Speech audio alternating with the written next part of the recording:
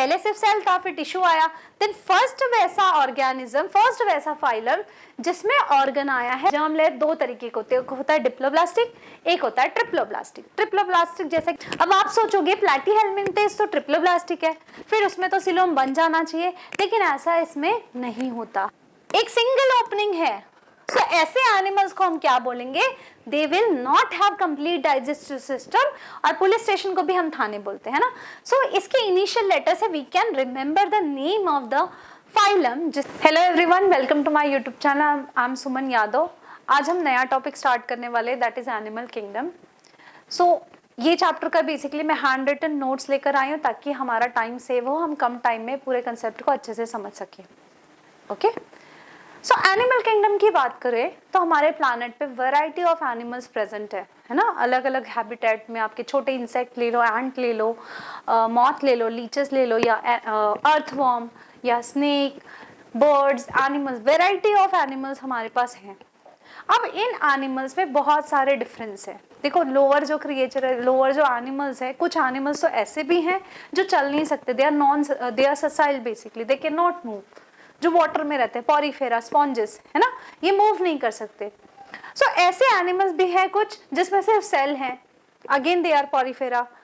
सो बहुत सारे वेरिएशंस है, बहुत सारे डिफरेंसेस हैं इनके कैरेक्टरिस्टिक फीचर्स में। सो बेसिकली आज के लेक्चर में हम एक्सप्लोर करने वाले हैं कि जितने भी एनिमल्स हैं उनको किस बेसिस पे कैटेगराइज किया गया है, उनमें क्या क्या डिफरेंसेस है। ठीक है, सो देखो, पहले तो एनिमल किंगडम की बात करें तो एनिमल हम किसको बोलेंगे? जितने भी प्लैनेट पे जो ऑर्गेनिज्म है उनको तो 5 किंगडम में डिवाइड किया गया। आर.एच. व्हिटेकर जी ने किया है डिवाइड, है ना, Monera, Protista, fungus, plant and animals. So जो एनिमल्स हैं उसकी क्या प्रॉपर्टी है? पहले तो सेल की बात करें तो सेल में सेल वॉल प्रेजेंट नहीं होता। अदर देन दैट, जो एनिमल्स है वो हमेशा मल्टी सेल्यूलर रहेंगे, यूनिसेल्युलर एनिमल नहीं हो सकता। अगली प्रॉपर्टी है, they will be heterotrophs, they can not do photosynthesis. So animal cell photosynthesis नहीं कर सकता। अगला न्यूट्रिशन की बात करें तो there will be always holozoic mode of nutrition, unlike fungus. हम खाना खाकर इंटरनल डाइजेशन करते हैं, बाहर डाइजेशन नहीं करते। जैसे फंगस है वो बाहर डाइजेस्ट करके देन फूड को इंजेस्ट करता है। Okay, so this are the basic feature of the animal kingdom. अब हम जब देखो, किंगडम एक ब्रॉड क्लासिफिकेशन है ना, सारे ऑर्गेनिज्म को हमने सिर्फ 5 किंगडम में डिवाइड किया है। अब किंगडम के अंदर भी कैटेगरीज आती है। सो किंगडम के बाद आता है आपका फाइलम, फाइलम के बाद देन आता है आपका क्लास, क्लास के बाद ऑर्डर, ऑर्डर के बाद आपका family, then genus, then species. So ये सारे क्लासिफिकेशन है। सो जितने भी हमने अभी ये वैरायटी ऑफ हैबिटेट पे जितने एनिमल्स पढ़े हैं, चाहे वो छोटे एनिमल्स हो या बड़े एनिमल्स हो, वैरायटी ऑफ एनिमल्स प्रेजेंट है। इनको 11 फाइलम में डिवाइड किया गया है।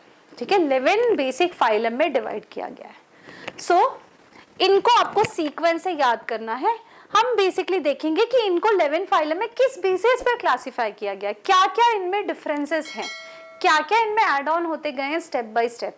सो आपको जो इवोल्यूशन दिखता है वो हम इस फाइलम को जब पढ़ेंगे तो हमें दिखता है कि स्टेप बाय स्टेप नई नई एडवांस चीजें इसमें इवॉल्व होती गई है। प्लांट जैसे वाटर में इवॉल्व हुआ है, एनिमल भी वाटर में इवॉल्व हुआ है, बाद में टेरेस्ट्रियल पे आया है। सो ये जो है, आपको जब हम क्लासिफाई करते हैं एनिमल्स को, क्लासिफिकेशन पढ़ते हैं तो हम देखते हैं कि एनिमल्स में स्टेप बाय स्टेप नई नई चीजें एडॉप्ट होती गई है। जैसे अगर हम पॉरीफेरा की बात करें तो कुछ पॉरीफेरा ऐसा है जिसमें सिर्फ सेल था।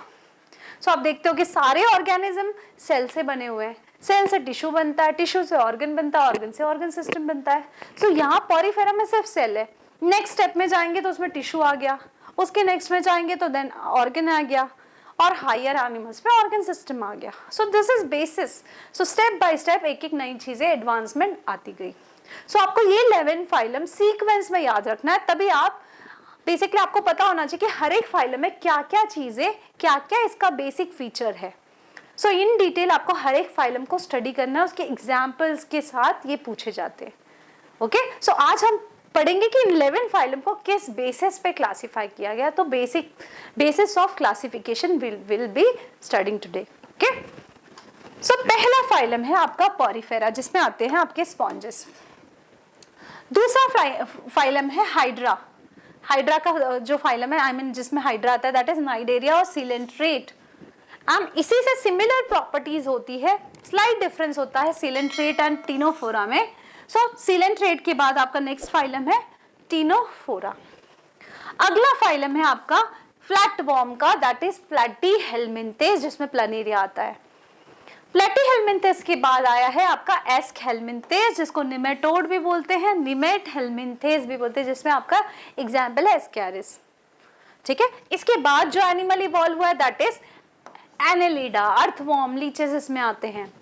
एनेलिडा के बाद आया है arthropod, largest phylum, very important, largest phylum.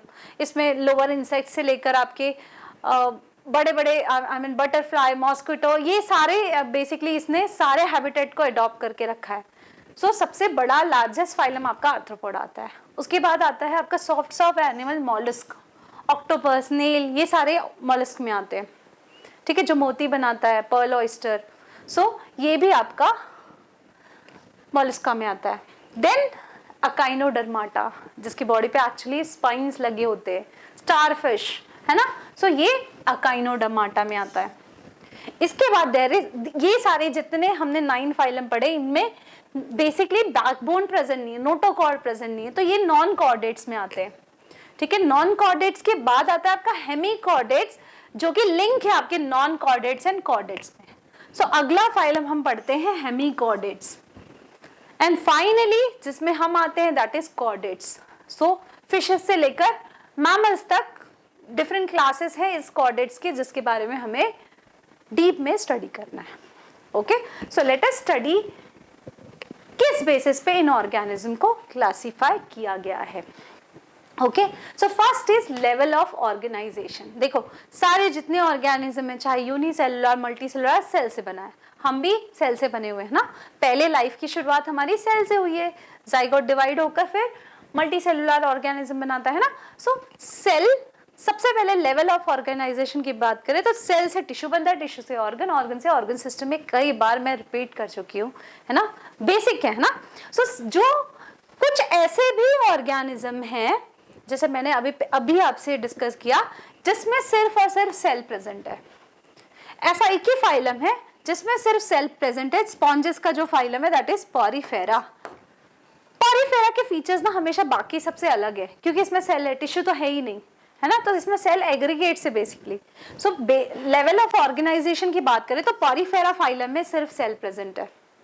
उसके एक स्टेप आगे जाते हैं नाइडेरिया और टीनोफोरा में, जिसमें ऑलमोस्ट सारी बेसिक प्रॉपर्टी सेम होती है, बहुत स्लाइट डिफरेंस होता है दोनों में। हम देखेंगे जब फाइलम पढ़ेंगे कि क्या बेसिक डिफरेंस होता है। Okay, so Ctenophora and Cnidaria that is Coelenterata में आपका टिश्यू भी पाया जाता है, सेल ऑर्गेनाइज होकर टिश्यू भी बना देते हैं। सो सेल प्लस टिश्यू आपका पाया जाता है नाइडेरिया एंड टीनोफोरा में।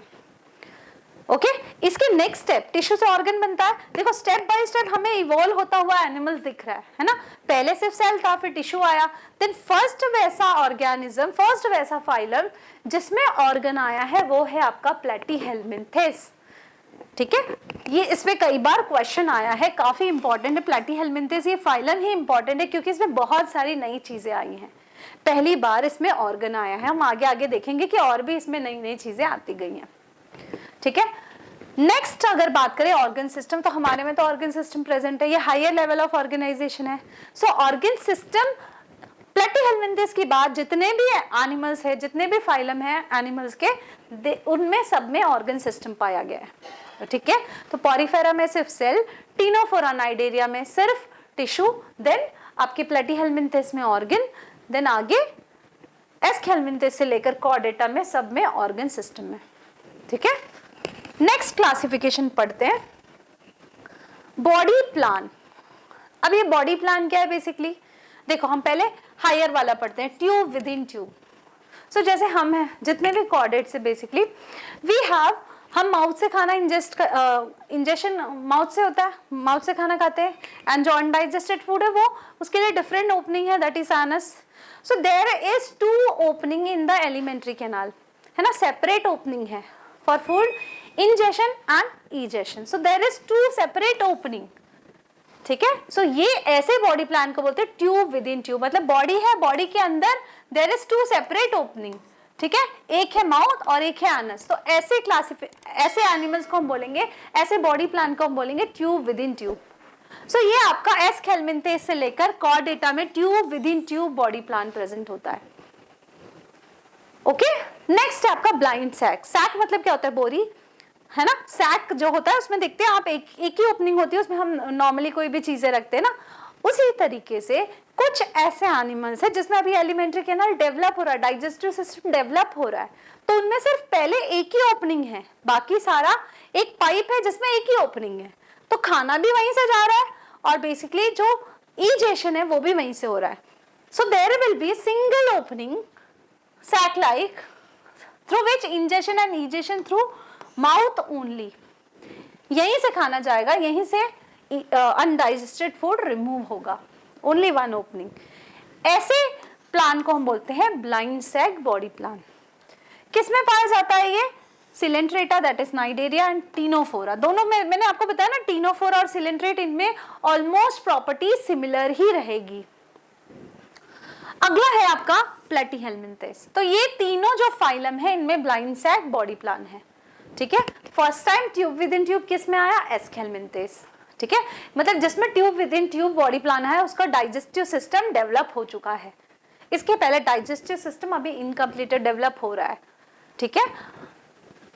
सेल एग्रीगेट टाइप, मतलब पॉरीफेरा में सिर्फ सेल है, तो इसमें बॉडी प्लान कैसे होगा? Cell aggregate type body plan. अगला क्लासिफिकेशन देखते हैं, symmetry. What is symmetry? Symmetry मतलब सिमिलर दिखना।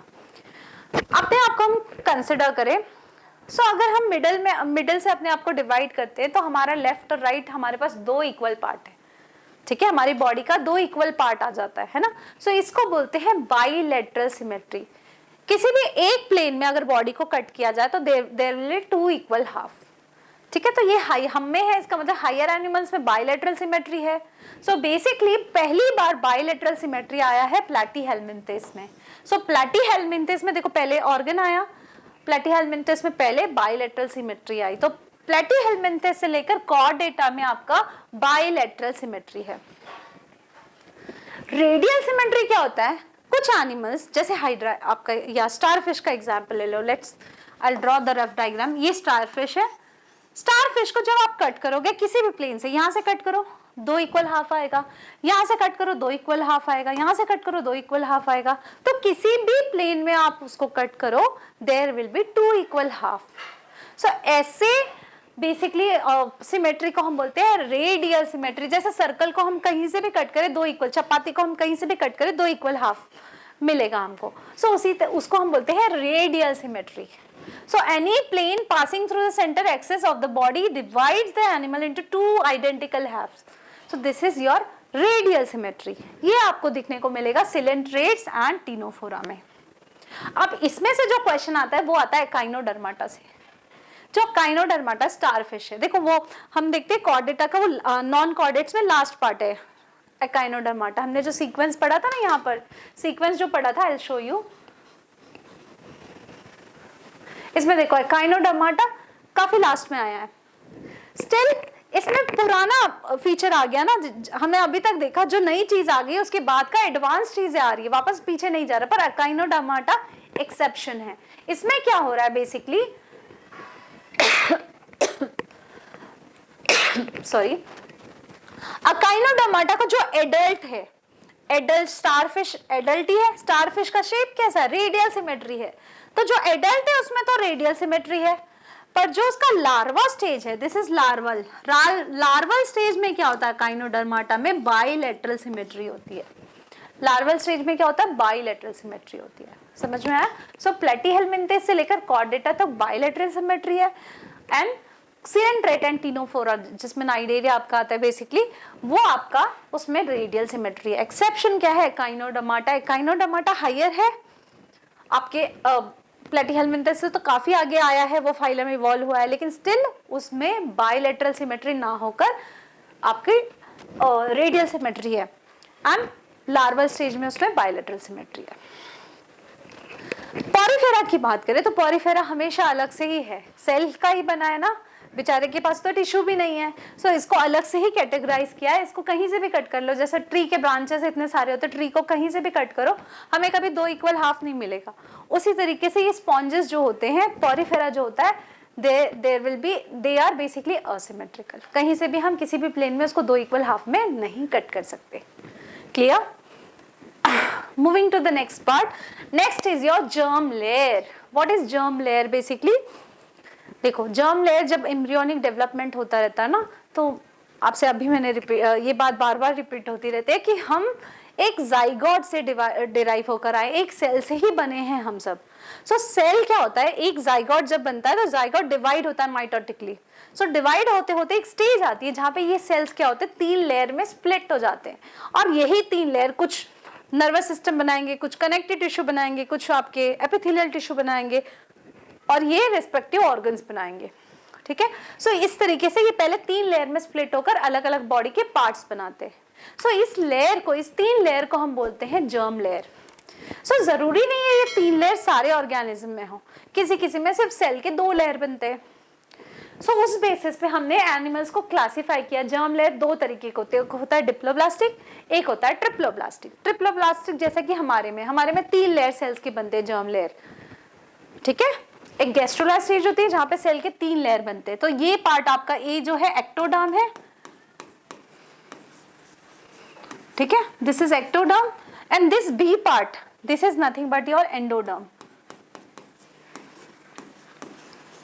एक्टोडर्म एंड एंडोडर्म, एंड बीच में ये जो पार्ट है ना, this is your mesoderm. Mesoderm, बाहर का एक्टो, अंदर का एंडो, और बीच का जो ये पार्ट है, this is your endoderm, sorry mesoderm. This part colour कर देती हूँ मैं इसको, थोड़ा इजी हो जाएगा आपको समझना। This part is your, this part is mesoderm. So ये जो मीजोडर्म पार्ट है ये सब में प्रेजेंट नहीं होता, जिसमें प्रेजेंट होता है उसको ट्रिप्लोब्लास्टिक बोलेंगे क्योंकि 3 लेयर है। जिसमें नहीं प्रेजेंट होता, सिर्फ एक्टोडर्म और एंडोडर्म है, उसको बोलेंगे डिप्लोब्लास्टिक। सो ऐसे एनिमल्स जिसमें एक्चुअली बीच में मीजोडर्म ना प्रेजेंट हो, कि वहां पे नॉन सेलुलर सेल्स ही नहीं प्रेजेंट है, नॉन सेलुलर चीजें प्रेजेंट है, सो उसको हम बोलेंगे डिप्लोप्लास्टिक। सो इसमें सिर्फ एक्टोडर्म होता है, बीच में मीजोग्लिया होते हैं, जो नॉन सेलुलर लेयर है उसको बोलेंगे मीजोग्लिया। उसके बाहर इंटरनल एंडोडर्म होता है। सो डिप्लोब्लास्टिक एनिमल आपके सिर्फ, देखो पॉरीफेरा तो यहाँ आएगा ही नहीं क्योंकि सेल से आगे टिश्यू बनता नहीं है, ये तो उसका ही स्टेप है ना, सेल से टिश्यू बनने का स्टेप है। सो यहाँ पर आपका टीनोफोरा और आपके जो नाइडेरियंस है या सिलेंट्रेट्स है, इनमें डिप्लोब्लास्टिक एनिमल्स में आते हैं ये। ट्रिप्लोब्लास्टिक एनिमल आपका फर्स्ट जो ट्रिप्लोब्लास्टिक एनिमल है, इस पे भी क्वेश्चन आया हुआ है। First triploblastic animal is your Platyhelminthes. First triploblastic animal is Platyhelminthes. उसके बाद के सारे एनिमल्स जो है वो ट्रिप्लोब्लास्टिक ही है। सो ट्रिप्लोब्लास्टिक एडवांस फीचर है। प्लेटीहेलमिन्थेस से कॉर्डेट तक सारे एनिमल्स ट्रिप्लोब्लास्टिक है। ओके, नेक्स्ट कैटेगरी पढ़ते हैं बॉडी कैविटी और सीलोम। देखो जैसे सेल डिवाइड होते हैं ना, एक्टोडर्म, मीजोडर्म एंड एंडोडर्म, तो जो मीजोडर्म की लेयर है ना, मीजोडर्म की लेयर ही स्प्लिट होकर वो बॉडी कैविटी बनाती है। सो बेसिकली हमारा जो बॉडी है ना, हमारे बॉडी का जनरल स्ट्रक्चर क्या होता है, हमारे इंटरनली हमारा फूड पाइप है, एलिमेंट्री कैनाल है, उसके बीच में बहुत बड़ा, जैसे एक ड्रम है ना, एक खाली ड्रम है, उसके अंदर एक पाइप रखा हुआ है। तो जो ड्रम है basically it is nothing but your body wall. अंदर स्पेस है, उस स्पेस में डिफरेंट ऑर्गन्स प्रेजेंट है, और अंदर की जो लाइन है, अंदर का जो पाइप है, that is your alimentary canal. So there will be space between the alimentary canal and body wall. इस स्पेस को बोलते हैं बॉडी कैविटी या सिलोम बोलते हैं। ठीक है, तो हमारे अंदर सिलोम प्रेजेंट है। अब ये जो सिलोम बनता है ना, ये मीजोडर्म लेयर से बनता है। बेसिकली मीजोडर्म लेयर जो है वो स्प्लिट हो जाती है। ये जो सेल है ना, मीजोडर्म की सेल, ये जो मीजोडर्म की सेल है, ये सेल्स पूरा कंजेस्टेड है, ये फिर जब आगे डिवीजन में ये स्प्लिट हो जाएगी, स्प्लिट होकर बीच में कैविटी बन जाएगी। सो ये बाहर और अंदर से ये कैविटी बेसिकली लाइन होगी आपकी mesoderm. So basically let's say ये आपकी स्प्लिट होकर इस तरीके से बीच में इसने स्पेस बना दिया। ये भी मीजोडर्म है, ये भी मीजोडर्म है, लेकिन मीजोडर्म ने स्पेस बना दिया बीच में, और इस स्पेस को हम बोलेंगे सीलोम। इस स्पेस को क्या बोलेंगे, सीलोम। तो ऐसा सा आपको यहाँ पर डायग्राम देखने को मिल रहा है। This is coelom. ये दोनों मीजोडर्म है, और मीजोडर्म के स्प्लिट, उनमें जगह उन्होंने बना दिया, उस जगह से बॉडी कैविटी बन गई और अंदर का आपका क्या बेसिकली गट बन जाएगा। क्लियर? सो जो बॉडी कैविटी है nothing but it is lined by mesoderm, और ऐसे एनिमल्स को बोलेंगे यूसिलोमेट और सिलोमेट।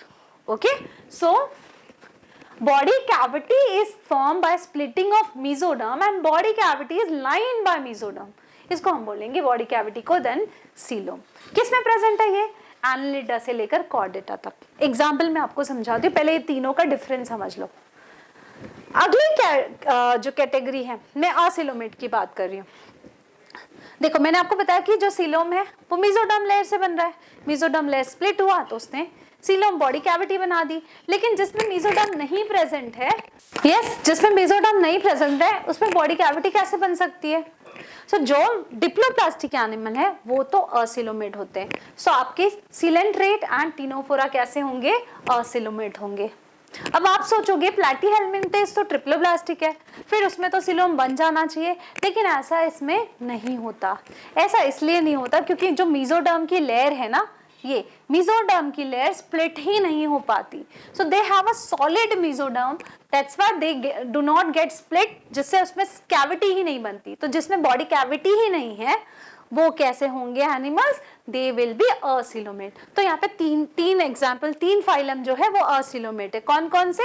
आपका है सिलेंट्रेट, टिनोफोरा एंड प्लैटीहेलमिंथेस। आपको ये बहुत बार क्वेश्चन आया हुआ, तो आपको याद रखना है कि प्लैटीहेलमिंथेस ट्रिप्लोब्लास्टिक होकर भी there is no coelom, there is no body cavity और they are acoelomate.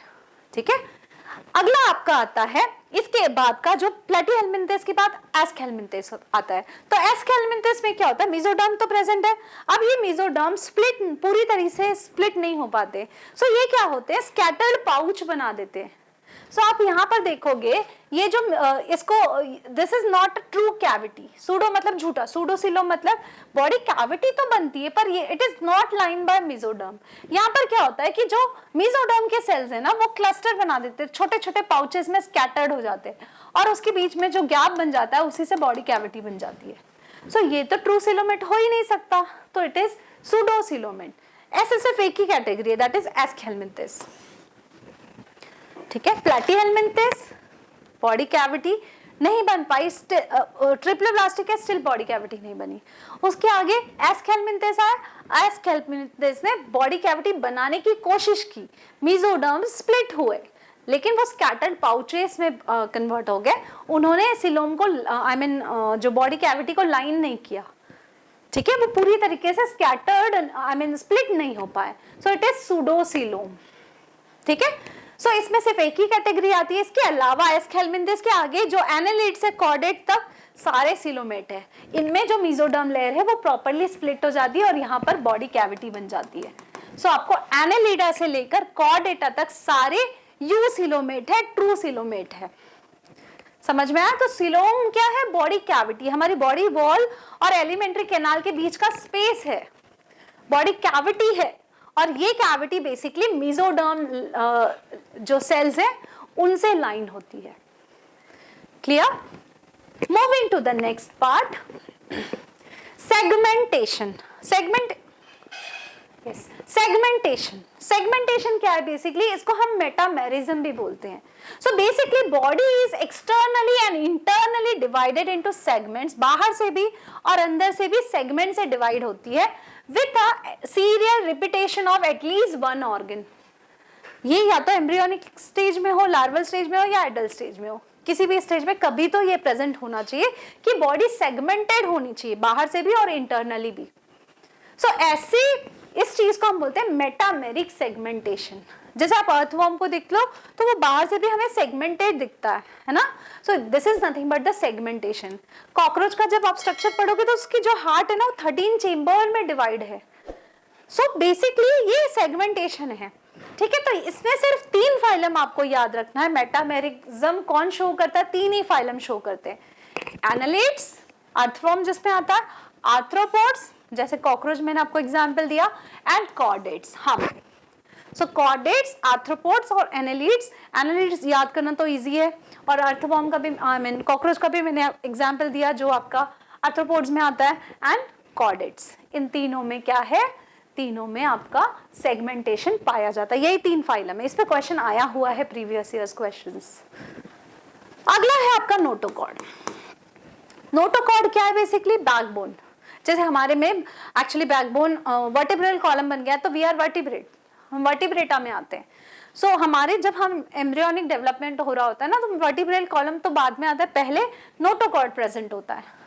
So there is mesoderm, mesoderm cell से डिराइव हुआ एक रॉड लाइक स्ट्रक्चर है जो बैक सपोर्ट देता है basically, which is present on dorsal. This is ventral side, front side को ventral side बोलते हैं, बैक साइड को हम डोर्सल साइड बोलते हैं। सो डोर्सल साइड पे बेसिकली प्रेजेंट होता है रॉड लाइक स्ट्रक्चर जो मीजोडर्म सेल से बनता है, that is nothing but your notochord. So अगर नोटोकॉर्ड है तो दे विल बी कॉर्डेट्स, है ना। लास्ट फाइलम हम कॉर्डेट्स का ही पढ़ते हैं, जिसमें फिशेस से लेकर हमारे मैमल्स तक सब आते हैं। देन नॉन कॉर्डेट्स, एकाइनोडर्माटा तक जितने भी आपके एनिमल्स हैं हमने पढ़े, पॉरीफेरा से एकाइनोडर्माटा तक, दे आर नॉन कॉर्डेट्स, और इनके बीच का इंटरमीडिएट है हेमिकॉर्डेट्स। क्लियर। सो सेगमेंटेशन क्या है, बॉडी 3 पार्ट में सेगमेंटेड होना, और notochord means backbone. So backbone जिसमें प्रेजेंट है, एम्ब्रियोनिक स्टेज में एटलीस्ट प्रेजेंट होना चाहिए, so they will be included in your chordates, और जिसमें नहीं प्रेजेंट है they will be included in non chordates. Final part पे हम आ चुके हैं। पहला है आपका digestive, I mean next classification है डाइजेस्टिव सिस्टम। देखो मैंने आपको बताया था कि जिसमें alimentary canal tube within tube है, basically body plan tube within tube का मतलब एलिमेंट्री कैनाल में माउथ भी है, एनस भी है, 2 ओपनिंग है। सो वहां पर डाइजेस्टिव सिस्टम कंप्लीट होगा। लेकिन जिसमें ये अभी तक डेवलप नहीं, एक ही ओपनिंग है, उसमें डाइजेस्टिव सिस्टम अभी पूरी तरीके से इवॉल्व नहीं हुआ है, तो वो कंप्लीट डाइजेस्टिव सिस्टम कहलाएगा। ठीक है। सो कंप्लीट डाइजेस्टिव सिस्टम में कहां से आपका आएगा, जिसमें ट्यूब विद इन ट्यूब कहां आया था पहली बार, एस्केलमिंथेस में आया था। सो एस्केलमिंथेस से कॉर्डेट तक जितने भी फाइलम है सब में कंप्लीट डाइजेस्टिव सिस्टम होगा, क्योंकि इसमें tube within tube body plan है। क्लियर। पर बाकी सब सिलेंट्रेट हुआ, टिनोफोरा हुआ या प्लैटीहेलमिंथेस हुआ, इनमें क्या है, ब्लाइंड सैक है ना, एक सिंगल ओपनिंग है। सो ऐसे एनिमल्स को हम क्या बोलेंगे, they will not have complete digestive system, इनके पास इनकम्प्लीट डाइजेस्टिव सिस्टम है, अभी पूरी तरीके से डेवलप नहीं हुआ है। अगला हम सिस्टम की बात करें, रेस्पिरेटरी सिस्टम। तो रेस्पिरेटरी सिस्टम आपका आर्थ्रोपोडा में पहली बार डेवलप हुआ था, उसके पहले नहीं था। आर्थ्रोपोडा फाइलम से रेस्पिरेटरी सिस्टम आया। Okay. Other most important part is your circulatory system. ठीक है, इसमें बहुत कंफ्यूजन होता है, इस पे क्वेश्चन भी आता है, ये इसको सर्कुलेटरी सिस्टम में भी आप डिटेल में पढ़ोगे बेसिकली, पर वो पार्ट में यहाँ पर ही क्लियर कर देती हूँ, what is open and what is close, और किस किस में आपको ये एग्जांपल पढ़ने कि किस किस में ओपन सर्कुलेटरी सिस्टम होता है, किस किस में क्लोज सर्कुलेटरी सिस्टम होता है। तो हम एक शॉर्ट ट्रिक से इसको समझेंगे। ओके। सो पहले समझ लेते हैं कि ओपन और क्लोज सर्कुलेटरी सिस्टम में क्या डिफरेंस होता है बेसिकली। सो आपको ये डायग्राम क्या बता रहा है, this is nothing but your heart. Heart जब ब्लड को पंप कर रहा है तो ब्लड एक वेसल के थ्रू जा रहा है, और ये सेल्स को डायरेक्ट ब्लड में नहा रहे हैं बेसिकली, डायरेक्टली ये जो ब्लड है ये पोर हो जा रहा है सेल के ऊपर। सो बेसिकली यहाँ पे cell and tissue directly bathe into blood, blood direct contact में है सेल्स और टिश्यू के। ठीक है। सो यहाँ पर ब्लड जो है वो लो प्रेशर से जाता है बेसिकली, क्योंकि जो ओपन मतलब ओपन है, जैसे देखो क्लोज पाइप है, क्लोज पाइप है तो वहां पे हमेशा चीजें प्रेशर से पास होगी, है ना, लेकिन ओपन पाइप है तो वहां पे कभी प्रेशर जनरेट ही नहीं होगा। तो लोअर जो एनिमल्स है, जो छोटे इंसेक्ट्स है वगैरह है, उनमें बेसिकली ओपन सर्कुलेटरी सिस्टम होता है ना, लेकिन बड़े बड़े एनिमल्स, ह्यूज एनिमल्स, इनमें ओपन सर्कुलेटरी सिस्टम होगा तो पूरी जगह ब्लड तो प्रॉपर टाइम पे पहुंच ही नहीं पाएगा। सो यहाँ पे क्लोज सर्कुलेटरी सिस्टम होता है। जैसे हम ब्लड को बेसिकली हमारे पास पूरी बॉडी में, जैसे हमारा हार्ट कहाँ पे, अपर पार्ट में प्रेजेंट है ना, थोरैसिक रीजन में, अब ये पूरे ब्रेन तक ब्लड पहुंचा रहा है, नीचे भी ब्लड जा रहा है, तो ये कैसे जा रहा है बेसिकली, सो क्योंकि हमारे पास क्लोज सर्कुलेटरी सिस्टम है। अब देखो अगर हमें पानी ऊपर चढ़ाना हो तो हम पंप का यूज करते हैं, है ना, मोटर का यूज करेंगे। सो वैसे ही हमारी बॉडी में ये मोटर का काम कौन कर रहा है, हार्ट कर रहा है। हार्ट जब कॉन्ट्रैक्ट हो रहा है तो वो पूरी बॉडी में ब्लड प्रेशर से फेंक रहा है। सो ये जो ब्लड जाता है ये ब्लड सबको न्यूट्रिशन भी प्रोवाइड कर रहा है, सबको ऑक्सीजन भी दे रहा है, लेकिन कभी ये ब्लड निकल कर टिश्यू के पास नहीं जाता, हमेशा ये पाइप पूरा सील होता है बेसिकली। लेट्स से ये हार्ट है, हार्ट से एक पाइप निकली जिसको आर्टरी बोलते हैं, और ये पाइप पूरी जगह घूम कर वापस हार्ट में आ गई। ये इसमें जो ब्लड बह रहा है ना, ये ब्लड कभी भी सेल या टिश्यू को डायरेक्टली नहीं लीक होकर जाता है। सो न्यूट्रिशन, ऑक्सीजन और न्यूट्रिशन या डब्ल्यूबीसी कैसे आते हैं बाहर? वो इसमें से इवेड, डब्ल्यूबीसी इसमें से इवेड होकर आता है, ऑक्सीजन और न्यूट्रिशन यहाँ से डिफ्यूज होकर आता है, जो यहाँ पे सेल्स और टिश्यू को मिलता है। और यहीं से जो चीजें, जो फ्लूइड बाहर आ सकता है, आरबीसी कभी बाहर नहीं आएगा, बड़े बड़े प्रोटीन कभी बाहर नहीं आएंगे। ये ब्लड कैपिलरी में से जो चीजें बाहर आ सकती है वही से यहाँ पर आसपास में जमा हो जाएंगी, जिसको बोलेंगे टिश्यू फ्लूइड। ठीक है, और इसी में चीजें एक्सचेंज होगी, इन दोनों में एक्सचेंज होगा। ठीक है, ये आपका नॉर्मल क्लोज सर्कुलेटरी सिस्टम में होता है। ब्लड कभी भी सेल के कांटेक्ट में नहीं आएगा, अगर आएगा तो ब्लड प्रेशर, हार्ट जब ब्लड पंप कर रहा है तो, और जब रिलैक्स करेगा तो ये ब्लड वापस हार्ट में आ जाता है, तो ब्लड तो कभी प्रेशर से जाएगा ही नहीं, है ना। क्लोज सर्कुलेटरी सिस्टम में हमेशा ब्लड जो है क्लोज होता है, ब्लड कभी कांटेक्ट में ही नहीं आता सेल या टिश्यू के, एक क्लोज वेसल के थ्रू वो ट्रांसफर होता है। ठीक है, अब हमें डिफरेंस देखना है कि कौन से फाइलम में ओपन सर्कुलेटरी सिस्टम है, कौन से फाइलम में क्लोज सर्कुलेटरी सिस्टम है। ठीक है, इसके लिए एक ट्रिक से हम याद कर सकते हैं, एक टर्म है थाने, थाने। ठीक है, थाने बेसिकली मुंबई में तो एक स्टेशन का नाम है थाने, और पुलिस स्टेशन को भी हम थाने बोलते हैं ना। इसके इनिशियल लेटर से we can remember the name of the phylum जिसमें एक्चुअली में ओपन सर्कुलेटरी सिस्टम होता है, और उसके अलावा सारे एनिमल्स में क्लोज सर्कुलेटरी सिस्टम होता है। तो ये बहुत इजी ट्रिक है याद करने के लिए। टी से आपका आता है ट्यूनिकेट्स, टी से आता है ट्यूनिकेट्स। ट्यूनिकेट्स मतलब, ट्यूनिकेट्स यूरोकॉर्डेटा का दूसरा नाम है, तो ट्यूनिकेट कह लो या यूरोकॉर्डेट्स। एच से आता है आपका हेमीकॉर्डेट, हेमीकॉर्डेट्स, हेमीकॉर्डेटा। ठीक है, ट्यूनिकेट, हेमीकॉर्डेटा, इनमें ओपन सर्कुलेटरी सिस्टम है। Other than that is for arthropoda, arthropoda जिसमें आपके बटरफ्लाई, चींटियां, ये सब आते हैं, मच्छर, ये सारे आर्थ्रोपोडा में आते हैं। ये आर्थ्रोपोडा में भी ओपन सर्कुलेटरी सिस्टम होता है। एन से बात करें तो एन इज योर, बेसिकली मैं दूसरे डायग्राम दूसरे कलर से कर देती हूँ ताकि लिखना आसान हो। एन से क्या होगा, नॉन सेफेलोपोड मॉलस्क। जब हम मॉलस्क पढ़ेंगे ना तो हम देखेंगे सेफेलोपोड और नॉन सेफेलोपोड उनकी क्लास होती है। बेसिकली नॉन सेफेलोपोड जो ऑक्टोपस की जो कैटेगरी है ना वो सेफेलोपोड होता है। ऑक्टोपस बहुत एडवांस है ना, बहुत सारे क्रियाएं दिखाता है, आप देखते हैं ऑक्टोपस का। ऑक्टोपस में बेसिकली क्लोज सर्कुलेटरी सिस्टम आता है और ये सेफेलोपोडा में आता है। सर से देखो, ऑक्टोपस का स्ट्रक्चर कुछ ऐसा होता है ना, ऐसे सर होते हैं, ऐसे पांव होते हैं, है ना। ये जो बेसिकली सर से पैर जुड़ा होता है, सेफेलोपोड बोलते हैं उसको, उस क्लास को बेसिकली। जो भी नॉन सेफेलोपोड है ना उसमें आपके क्लोज सर्कुलेटरी सिस्टम नहीं होगा, ओपन सर्कुलेटरी सिस्टम होगा। तो N for your non cephalopod mollusc. ठीक है, ई फॉर आपका स्टारफिश, दैट इज एकाइनोडर्माटा।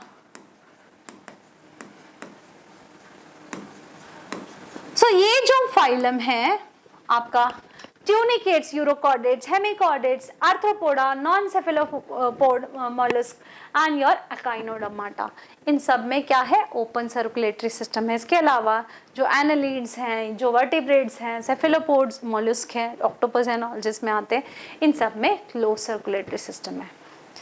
ठीक है, यहाँ पे हम देख लेते हैं ओपन और क्लोज में क्या डिफरेंस है। Cells and tissue directly bathe into the blood in open circulatory system. Blood हमेशा लो प्रेशर से फ्लो करेगा। यहाँ पे एग्जाम्पल आपको याद रखना है, इसमें ना एग्जाम मतलब नेम के साथ पूछ लेता है।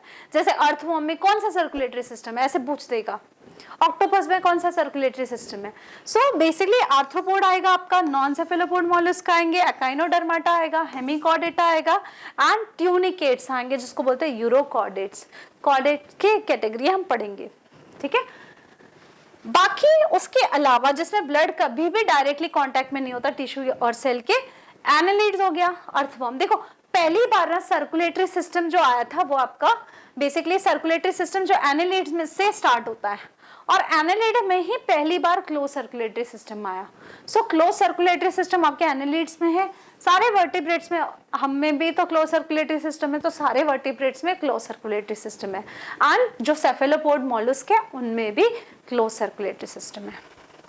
So this was all about your basis of classification, ठीक है। सो हमने इन जनरल इस लेक्चर में हमने क्या पढ़ा कि ये जो 11 के 11 फाइलम है इनमें ब्रॉड डिफरेंस क्या है, किस बेसिस पे इन 11 फाइलम को क्लासिफाई किया गया है। बहुत इंपॉर्टेंट पार्ट है, ये समझेगा तभी आप एक एक फाइलम को इजीली समझ सकेंगे और उसके एग्जांपल्स याद कर सकेंगे। और इस पे बहुत क्वेश्चन, ये बेसिक है जिस पे बहुत क्वेश्चंस आते हैं, मतलब ये चैप्टर बहुत ज़्यादा टफ नहीं है, जितना एनसीईआरटी में दिया उतना ही हमको पढ़ना है और उसके एग्जाम्पल्स याद करने हैं, ठीक है। अगर आपको ये वीडियो अच्छा लगा हो, आप इसी तरीके से मेरे साथ पढ़ना चाहते हैं, तो kindly subscribe my channel, video को लाइक करें और सब्सक्राइब करें। Okay, thank you.